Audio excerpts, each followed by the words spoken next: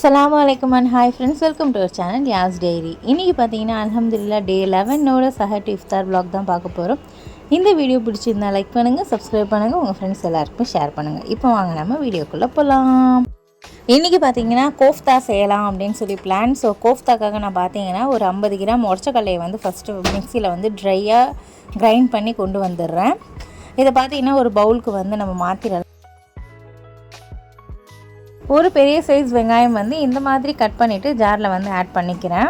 Next ஒரு துண்டு பட்டை, ஒரு ஏலக்காய், 2 லவங்கம் இதையும் வந்து இது கூடவே ஆட் பண்ணிக்கிறேன். அடுத்து பார்த்திங்கன்னா 1/2 ஸ்பூன் இஞ்சி பூண்டு பேஸ்ட் வந்து ஆட் பண்ணிக்கிறேன். ஒரு பெரிய சைஸ் பச்சை மிளகாய் வந்து இந்த மாதிரி ரெட் கலரில் மாறிடுச்சு, ரொம்ப நாளாக இருந்ததுனால. ஸோ அதையும் பார்த்திங்கன்னா இதில் ஆட் பண்ணிக்கிறேன்.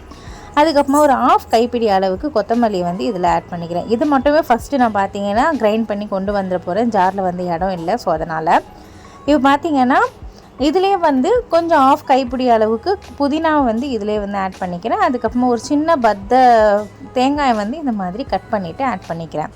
இதையும் பார்த்திங்கன்னா இப்போ சேர்த்துட்டு ஃபுல்லாக வந்து நல்ல ஃபைன் பேஸ்ட்டாக வந்து அரைச்சி கொண்டு வந்துடுவோம். இந்த மாதிரி பார்த்திங்கன்னா நல்லா ஃபைனாக வந்து அரைச்சி கொண்டு வந்துட்டேன். இப்போ பார்த்திங்கன்னா இதையும் வந்து அந்த மிக்சிங் பவுலுக்கே நான் வந்து ட்ரான்ஸ்ஃபர் பண்ணிடுறேன்.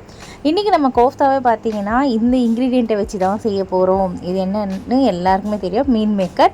ஸோ இதை வச்சு தான் நம்ம வந்து செய்ய போகிறோம். இந்த மீன் மேக்கரில் நீங்கள் செஞ்சீங்க அப்படின்னா சுத்தமாக நம்பவே மாட்டாங்க, நீங்கள் மீன் மேக்கரில் தான் செஞ்சுருக்கீங்க அப்படின்ட்டு. எந்த கறி அப்படின்னு தான் கேட்பாங்களே, மட்டனில் செஞ்சியா, சிக்கனில் செஞ்சியா, அந்த மாதிரி தான் கேட்பாங்களே. அந்த லெவலுக்கு சுத்தமாக கண்டே பிடிக்க முடியாது. அந்த லெவலுக்கு சூப்பர் டேஸ்ட்டில் வந்து செம்மையாக இருக்கும். இவரே பார்த்தீங்கன்னா ஸ்டார்டிங்கில் கண்டே பிடிக்கலை. இவருக்கு வந்து தெரியாது நான் இந்த மாதிரி செய்கிறேன் அப்படின்னு சொல்லிட்டு. ஸ்டார்டிங்கில் பார்த்திங்கன்னா சுத்தமாக கண்டே பிடிக்கலை. அதுக்கப்புறமா தான் நானே தான் சொன்னேனே, இந்த மாதிரி வந்து மீன் மேக்கரில் தான் இந்த கோஃப்தா பண்ணியிருக்கேன் அப்படின்ட்டு. அப்போ பார்த்துட்டு அப்படியா அப்படின்ட்டு ரொம்ப ஷாக் ஆகி கேட்டார். அந்த லெவலுக்கு சூப்பர் டேஸ்ட்டில் இருக்கும். இதையும் பார்த்திங்கன்னா மிக்ஸி ஜாரில் மாற்றிட்டு இந்த மாதிரி குறைன்னு அரைச்சி கொண்டு வந்துடுங்க. நீங்கள் வந்து நல்லா ஃபைனாக அரைச்சிட்டிங்க அப்படின்னா நமக்கு வந்து அந்த ஒரு மீட்டோட ஸ்ட்ரக்சர் வந்து வரவே வராது. இந்த மாதிரி அரைச்சா தான் பார்த்திங்கன்னா அந்த மீட்டோட ஸ்ட்ரக்சர் வரும். ஸோ அதனால் வந்து இந்த மாதிரி குறைன்னு அரைச்சி கொண்டு வந்துடுங்க. நான் பார்த்திங்கன்னா கொஞ்சம் அங்கங்கே அரையாமல் இருந்துச்சு, ஏன்னா குட்டி ஜாரில் போட்டேன் அப்படின்றதுனால அதை மட்டும் நான் கையில் வந்து அப்படியே வந்து பிணைஞ்சி விட்டுக்கிறேன். ஸோ இது எல்லாமே சேர்த்துட்டு நான் வந்து ஃபஸ்ட்டு ஒரு மிக்சிங் கொடுத்துக்கிறேன். நம்ம பார்த்திங்கன்னா இந்த மீன் மேக்கர் பொறுத்த வரைக்கும் நல்லா நீங்கள் வந்து ஸ்குவீஸ் பண்ணிவிட்டு போடுங்க. நீங்கள் வந்து அப்படியே தூக்கி போட்டுட்டீங்க அப்படின்னா அதுலேருந்து அந்த தண்ணி வந்து ரிலீஸ் ஆகிட்டே இருக்கும். ஸோ வந்து நல்லா ஸ்குவீஸ் பண்ணிவிட்டு போடுங்க. இதில் பார்த்தீங்கன்னா நம்ம டேஸ்ட்டுக்கு ஏற்ற மாதிரி உப்பு, ஒரு சிட்டிகை அளவுக்கு பேக்கிங் சோடா, ஆப்ப சோடா மாவு இருக்கும்ல, ஸோ அது ரெண்டுத்தையும் போட்டு நம்ம பார்த்திங்கன்னா நல்லா இந்த மாதிரி மிக்ஸ் பண்ணி எடுத்துப்போம். இப்போ பார்த்தீங்கன்னா நல்லா மிக்ஸ் பண்ணிவிட்டேன். இப்போ உங்களுக்கே தெரியும் நான் எந்த லெவலுக்கு பிணைஞ்சிருக்கேன் அப்படின்னு சொல்லிவிட்டு. இந்த மாதிரி பிணைஞ்சதுக்கப்புறமா அதை ஒரு சைடில் எடுத்து வச்சுருங்க. கடாய் வந்து நல்லா ஹீட் ஆனதுக்கப்புறமா ஆயில் போட்டுட்டு, ஆயில் வந்து நல்லா ஹீட் ஆனதுக்கப்புறமா இந்த கோலா உருண்டையை வந்து இந்த மாதிரி பால் மாதிரி நம்ம வந்து போட்டு பொரித்து எடுத்துப்போம்.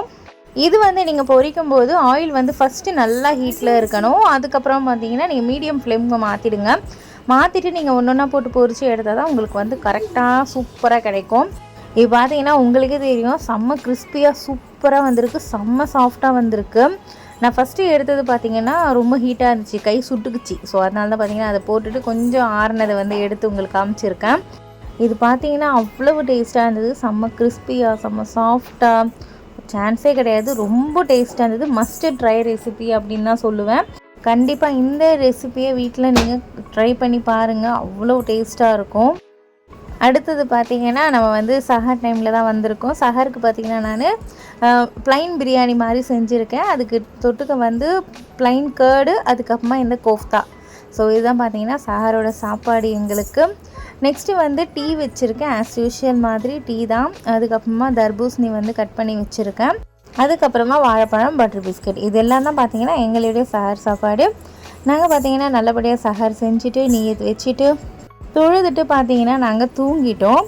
அன்றைக்கி இஃப்தாருக்கு பார்த்திங்கன்னா இவர் வந்து ரோஸ் சர்பத் வந்து மிக்ஸ் பண்ணி ஃப்ரிட்ஜில் வைக்க சொல்லியிருந்தார். நைட் வந்து குடிக்கிறேன் அப்படின்னு சொல்லிட்டு. ஸோ அவருக்காக தான் பார்த்திங்கன்னா மிக்ஸ் பண்ணி வச்சுருக்கேன், ஃப்ரிட்ஜில் கொண்டு போய் வச்சிடலாம் அப்படின்ட்டு. அன்றைக்கி என்னுடைய இஃப்தாருக்கு என்னென்ன அப்படின்னு சொல்லி பார்த்திங்கன்னா ரோஸ் சர்பத்து, தர்பூசணி ஜூஸு, நோம்பு கஞ்சி, போண்டா, சமோசா, 2 பேரிச்சம்பழம், இவ்வளோ தான். நோம்பு கஞ்சி பார்த்திங்கன்னா இவர் வாங்கிட்டு வந்துட்டார். சரி ஓகே, 2 நாள் ஆயிடுச்சு குடிக்காமல், சரி இன்றைக்கி குடிக்கலாம் அப்படின்னு சொல்லிட்டு எனக்கும் ஆசையாக இருந்ததுனால நான் பார்த்தீங்கன்னா நோம்பு கஞ்சி வந்து இன்றைக்கி எடுத்துக்கிட்டேன். அவ்வளவுதான் ஃப்ரெண்ட்ஸ், இன்றைக்கி நோன்பு பார்த்தீங்கன்னா அல்ஹம்துலில்லாஹ் ரொம்பவே நல்லா போச்சு. உங்களுக்கும் நல்லபடியாக போயிருக்கும் அப்படின்ட்டு நம்புகிறேன். இந்த வீடியோவும் உங்களுக்கு ரொம்ப பிடிச்சிருக்கும் அப்படின்ட்டு நம்புகிறேன். இந்த வீடியோ உங்களுக்கு பிடிச்சிருந்தால் லைக் பண்ணுங்கள், உங்கள் ஃப்ரெண்ட்ஸ் எல்லாருக்குமே ஷேர் பண்ணுங்கள். மறக்காமல் சப்ஸ்கிரைப் பண்ணிவிட்டு பக்கத்தில் இருக்க பெல் ஐக்கானை கிளிக் பண்ணி ஆல் கொடுத்துக்கோங்க. உங்களை வேறொரு புது வீடியோவில் சீக்கிரமாக அது சந்திக்கிறேன். Bye friends.